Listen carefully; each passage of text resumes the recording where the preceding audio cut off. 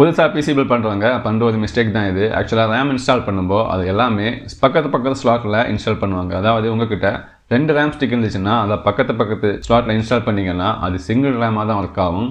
அதுவே நீங்கள் இந்த ஃபோட்டோவில் காட்டுற மாதிரி பாருங்கள், அதில் ப்ளூ கலர் அப்புறமா பிளாக் கலர் கொடுத்துங்க பாருங்க. ஒரு ஸ்லாட் தள்ளி இன்னொரு ஸ்லாட், அதாவது ப்ளூ கலர் ஸ்லாட்டில் போடுங்க, இல்லைனா பிளாக் கலர் ஸ்லாட்டில் போடுங்க உங்ககிட்ட 2 ஸ்டிக் இருந்துச்சுன்னா. ஸோ இந்த மாதிரி போட்டிங்கன்னா உங்களோட ரேம் டுவல் சேனல் மூலம் ஒர்க் ஆகும். ஸோ அது இன்னுமே ரொம்ப பெர்ஃபார்மன்ஸை கொடுக்கும் உங்கள் பிசிக்கு.